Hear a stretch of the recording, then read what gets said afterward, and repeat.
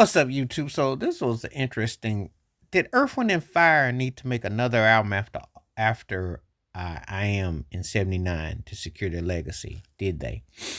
Most people who were diehard Earth, Wind, and Fire fans would tell you no. Most people look at that '70s run and saying that was their heyday, their prime, and their peak from '74 to '79.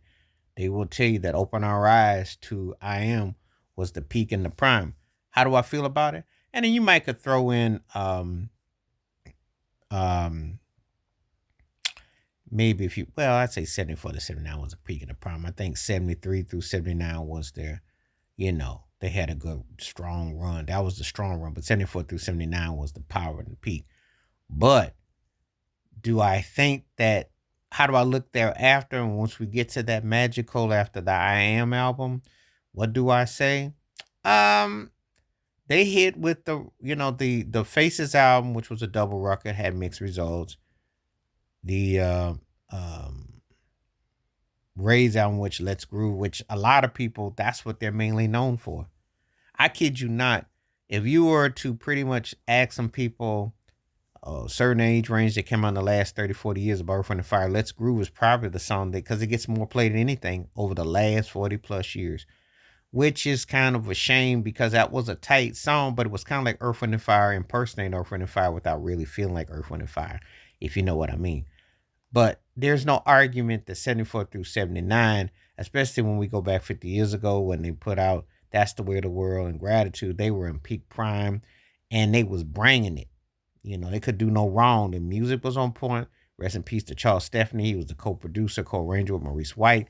And the music was on point. Musicianship was on point.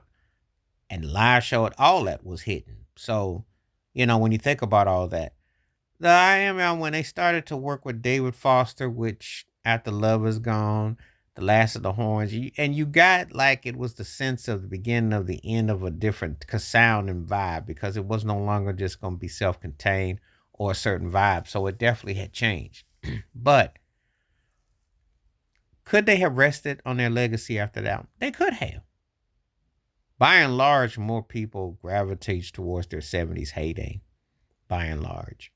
They did put out, they had the hiatus in the '80s after the Magnetic, after that era, Electric Universe, because they had came out with one, two, three albums, then took a 5-year break before Touch the World that came out. And so it was an interesting pivotal point. But if you ask most people, that the '70s was their peak and their prime, the musicality, the structure, the arrangements. Maurice White was great, what have you. Philip Bailey was great. Larry Dunn, Verdine White, the original OGs.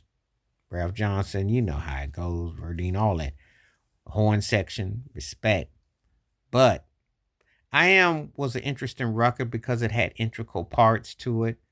Can't Let Go was a jam. Boogie Wonderland, some people thought they jumped the shark, but it did work as far as the groove with the emotions on the hook.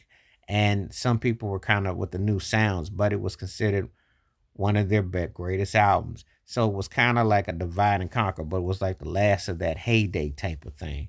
And then the critics came in. And so some people are kind of reluctant about how some of their records have been post. Some are cool with it, some aren't. So it all depends on who you talk to. But I think their legacy would have been secured had they stopped after '79. I think their legacy was secured because they were already considered the baddest band.